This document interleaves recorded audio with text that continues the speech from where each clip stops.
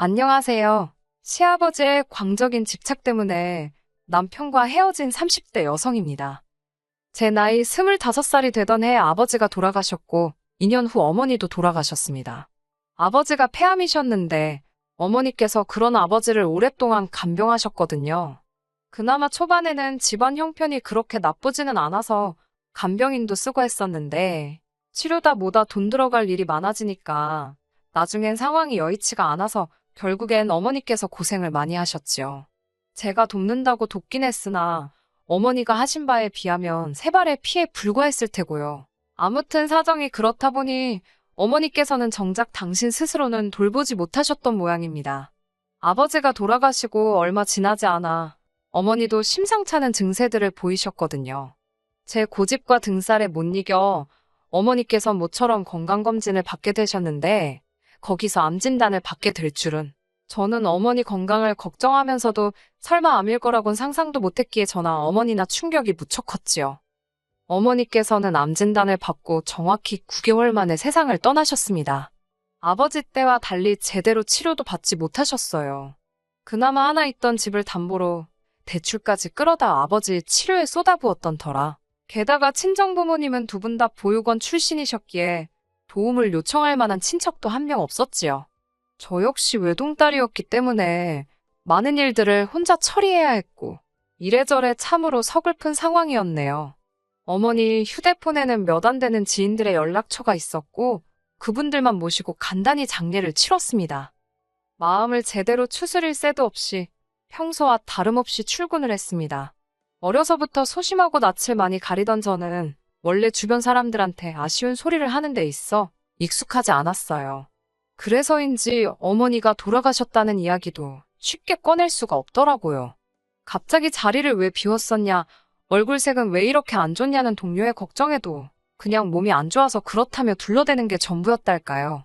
하지만 제 그런 거짓말을 꿰뚫어본 사람이 있었으니 바로 남편이었습니다. 남편은 저에게 자세한 이유를 캐묻는 대신 말없이 어깨를 내어주는 그런 사람이었어요. 어떻게든 절 웃게 해주려고 그런 건지 평소보다 더 과하게 장난도 치고 어떻게든 제 관심과 주목을 끌어보려고 애를 쓰기도 했지요.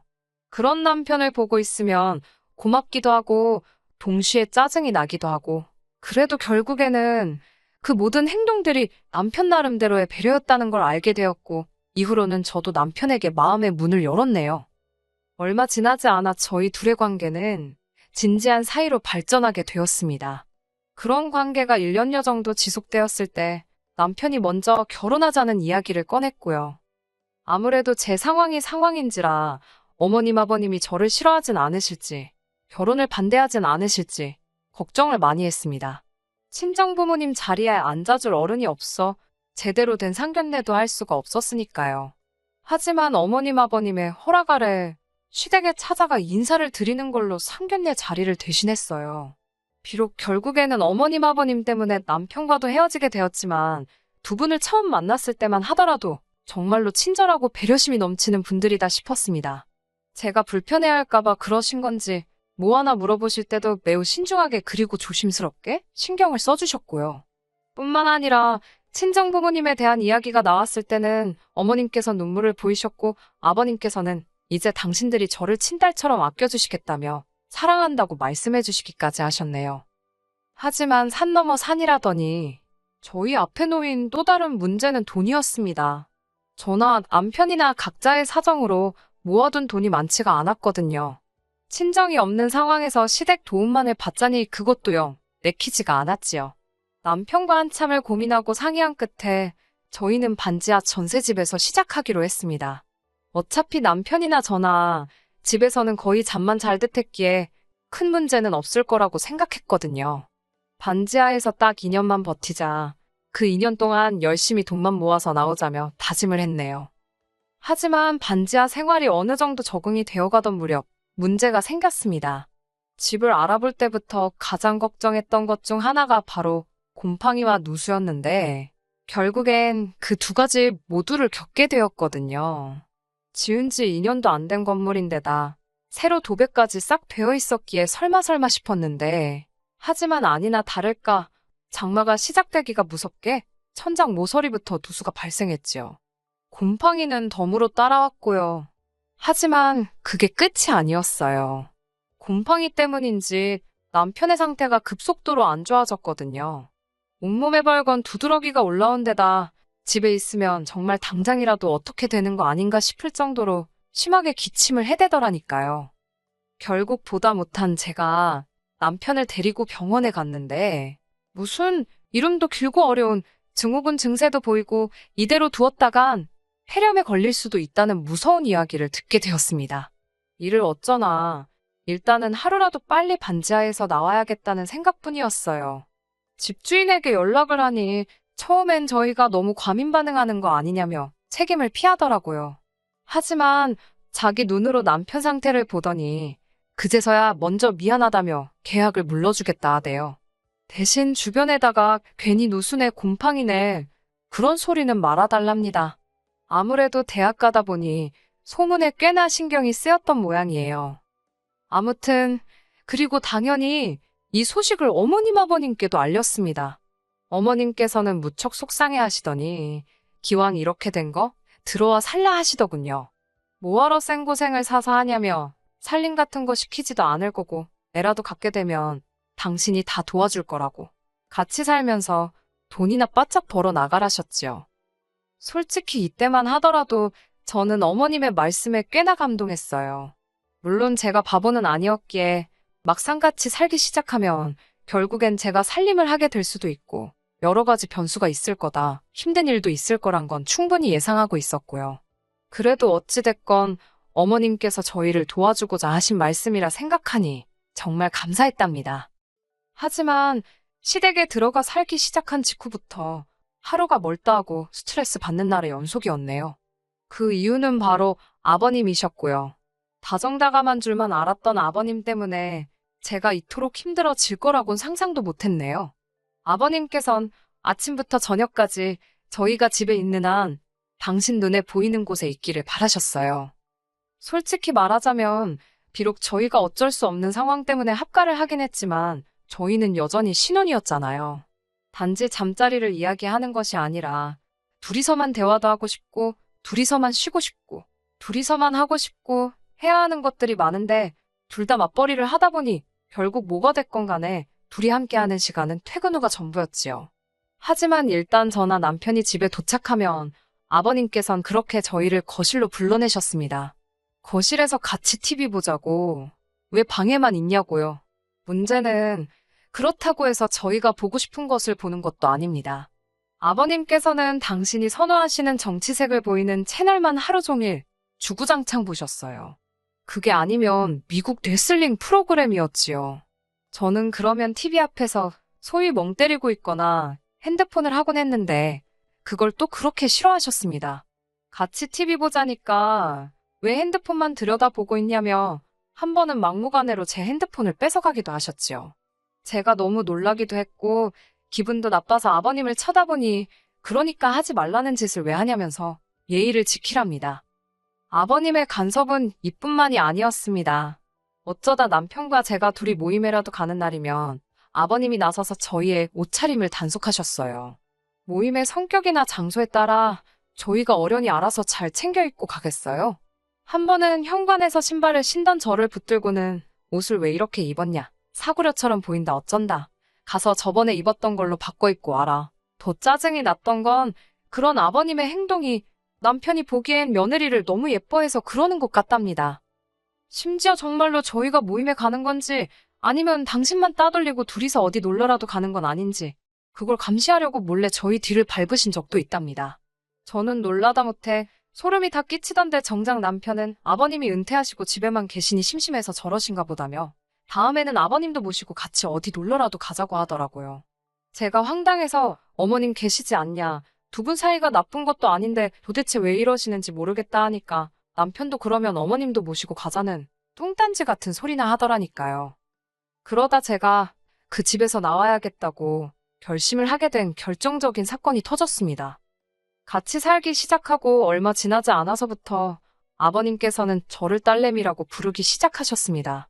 그러면서 당신에게 아빠라고 부르고 어머님께 엄마라고 부르길 바라는 눈치셨어요. 실제로 제 주변의 시집간 친구들 중에도 자기 시부모님께 아빠 엄마라고 부르는 친구들도 있긴 하지만 이상하게 전 그 말이 입에서 나오지 않더라고요. 돌아가신 부모님께 괜히 죄송스럽기도 했고 뭐라고 말로 정확히 표현할 수는 없었지만 불편했어요. 그래서 안 했습니다. 그런 와중 하루는 아버님께서 친구분들과 저녁 약속이 있다 하셨습니다. 그날따라 남편은 야근으로 늦는다고 했고 어머님은 진작에 주무신다 하셨기에 아버님의 연락을 받고 저 혼자 마중을 나갔지요. 아주 늦은 시간도 아니었는데 아버님께서는 꽤나 취하신 듯 했습니다. 저를 보시더니 우리 딸내미가 아빠 마중 나왔네 그러시는데 제가 성격이 능글맞지가 못해서 떨떠름하게 웃기만 했어요. 그랬더니 아버님께서 너는 나를 무시하냐며 갑자기 주먹으로 제 머리를 쥐어박으셨어요. 제가 너무 놀라서 아버님을 쳐다보니 뭘 잘했다고 쳐다보냐며 한 대 더 쥐어박으시더라고요. 어처구니가 없고 너무 화가 나서 아버님 왜 이러시냐고 저도 모르게 소리를 질렀습니다. 그러자 아버님께서도 저더러 저 눈깔 좀 보라며 그 말을 하시는 아버님 표정이 얼마나 살벌하던지 놀란 제가 쟁걸음으로 먼저 도망치듯 집으로 들어갔습니다. 곧바로 아버님이 뒤따라 들어오는 소리가 들렸는데 제 심장이 터질 것처럼 빠르게 뛰대요. 집에 어머님이 계신다는 걸 알면서도 아버님의 존재 자체가 너무 무섭게 느껴졌어요. 아버님과 간발의 차로 제가 먼저 방문을 잠그니 아버님께서 너 이리 좀 나와보라며 너는 아빠 알기를 우습게 아냐고 고래고래 소리를 지르셨습니다. 덜덜 떨리는 손으로 남편에게 전화를 거는 그때 아버님의 소란에 어머님이 잠에서 깨셨는지 어머님 목소리가 들렸어요. 어머님께서 이게 다 무슨 일이냐며 방문 너머로 저에게 물으셔서 아버님이 무서워 죽겠다 했습니다. 그러자 어머님이 아버님께 한 소리를 하시는 듯 했는데 뒤이어 어머님의 악하는 소리와 함께 쿵소리가 들렸습니다. 그리고는 바로 또 뭔가 던져지고 깨지고 아무래도 두 분이 싸우시는 것 같았지요. 남편에게 빨리 집에 오라고 아무래도 아버님이 어머님을 때리시는 것 같다 하니까 남편이 무슨 일 있었냐고 묻더라고요. 저는 그런 걸 설명할 시간이 어딨냐고 아버님이 무서워서 내가 방에 숨었더니 어머님이 아버님한테 나 대신 한마디 해주시려다 저렇게 된 것 같다고 했어요. 솔직히 당시의 기억이 아주 선명하지는 않아요. 그 정도로 충격이 컸기 때문이겠지요. 남편이 오려면 좋게 1시간은 걸릴 것 같았고 어머님의 상태가 걱정된 저는 결국 경찰을 불렀습니다. 한 20여 분 지났을 무렵 경찰이 왔고 제가 잽싸게 뛰어나가 현관을 열었어요. 언뜻 둘러본 집안은 말이 아니대요. 어이가 없었던 건 아버님은 그새 세상 모르고 소파에 널브러져 주무시고 계시더라니까요. 한편 경찰이 어머님과 저에게 괜찮냐 물었고 저는 어떻게 된 일인지 다 이야기하려고 했습니다. 하지만 어머님께서 저더러 조용히 하라는 듯 눈치를 주시더니 별일 아니라며 경찰을 돌려보내시대요. 경찰이 돌아가기가 무섭게 남편도 도착을 했습니다. 저는 어머님과 남편에게 아버님께서 내 머리를 2대나 때리셨다. 그리고는 갑자기 비속어를 쓰시며 나에게 겁을 줬다고. 좀 전에 있었던 일을 자세히 털어놓았어요. 그런데 제 이야기를 다 들으신 어머님께선 전부 다 제 잘못이랍니다. 아버님께서 딸이 없어서 저랑 친해지고 싶어 하시는데 제가 안 받아주니까 속이 상해 그러시는 거라나요. 아니, 엄연히 며느리와 시아버지의 관계인데 왜 어거지로 부녀 사이 흉내를 내려 하시는 거냐. 나는 너무 불편하다 했습니다. 하지만 남편도 저더러 돌아가신 장인어른한테 미안해서 그러는 거냐며 너무 어렵게 생각하지 말고 마음의 문을 좀 열라대요. 다음날 아침이 되도록 저는 잠을 이룰 수가 없었습니다. 너무나 태어난 어머님의 반응도 충격적이었고 그런 어머님을 조금도 걱정하지 않는 듯한 남편의 태도에도 할 말이 없었어요.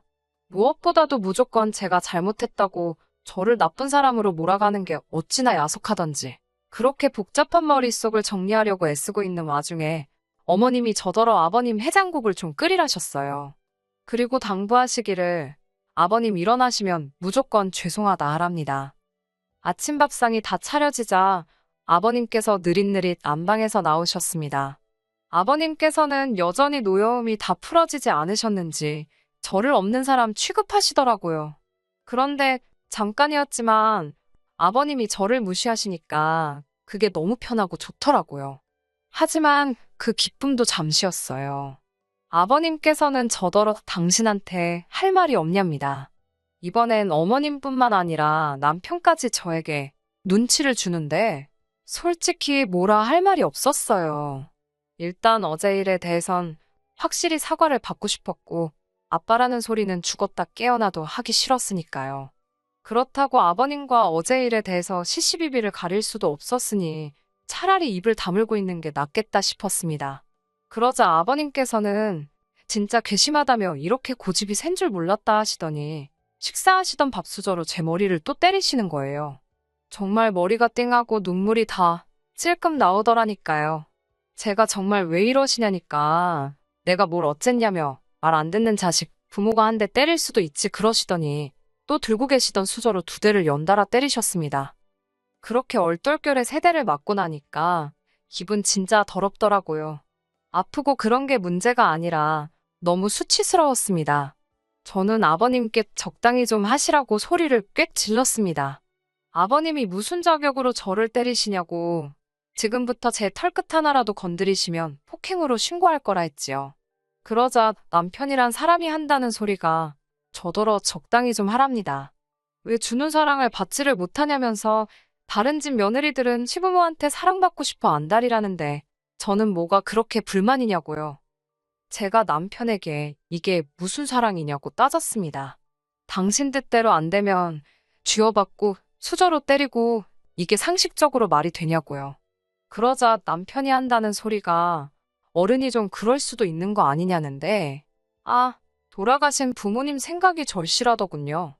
만약 한 분이라도 살아계셨다면 제가 이런 수모를 겪지는 않았을 거란 생각에 제가 벅차오르는 눈물을 삼키느라 아무 말도 안 하고 있으니 어머님 아버님 그리고 남편까지 죄다 제가 할 말이 없어서 그러는 줄 알았나 봅니다. 아버님께서 마지막이다 생각하고 한 번 더 저를 용서해 주시겠다며 아빠한테 와서 안겨보라는데 진짜 쌍욕을 해드리고 싶더라고요. 제가 됐다고 이 집은 쌍놈의 집구석이라 며느리랑 딸이랑 구분도 못하고 뻑하면 마누라고 며느리고 상관없이 손찌검이나 해대는가 보다고 상종을 못하겠다 했습니다. 남편에게도 그놈의 아파트 한번 살아보겠다고 혼인신고도 못해서 그렇게 서글프더니 지금은 다행이다 싶다고 써붙였어요. 그리고 다시 아버님께 마지막이다 생각하고 한 번 더 기회를 드리겠다고 제 머리 때리신 거 사과하시라 했습니다. 아버님께서는 저더러 이리 오라고 아주 머리털을 다 뽑아놓으시겠다며 오히려 역성을 내시더군요. 저는 그대로 대충 중요한 집만 챙겨 시댁에서 나왔습니다. 어머님께서 그러고 나가면 다시 못 들어온다고 하시길래 걱정 마시라 했어요. 남편도 그제서야 아버님이 억지 쓰시는 건 자기도 알지만 다 늙은 양반 괜히 기분 상하게 할 필요가 뭐 있냐고 적당히 맞춰드리면서 살잡니다. 그러다 어머님 아버님 2분 다 돌아가시면 이 재산 다 자기가 받을 거고 그러면 제 거나 마찬가지라나요. 자식 새끼라곤 지 하나뿐인데 그런 인간이 부모님 돌아가실 날만 기다리는 모양새라니. 면전에다 대고 네 부모도 참 딱하다고 한마디 해주고 이후로 칼같이 연락 끊었습니다. 하늘에 계신 부모님께서 이런 저를 보시면 자랑스러워하지는 않으시더라도 잘했다 한마디는 해주시겠지요? 이제는 아무렇지 않은 듯 사연을 적어보냅니다만 솔직히 지금 이 순간 부모님이 너무 보고 싶네요. 어쨌든 이제 다시 새로운 시작이다 생각하고 씩씩하게 살아보겠습니다. 끝까지 들어주셔서 감사합니다. 오늘의 사연은 여기까지입니다. 구독과 좋아요, 알람 설정 부탁드리고 더 좋은 사연으로 다시 찾아뵙겠습니다. 감사합니다.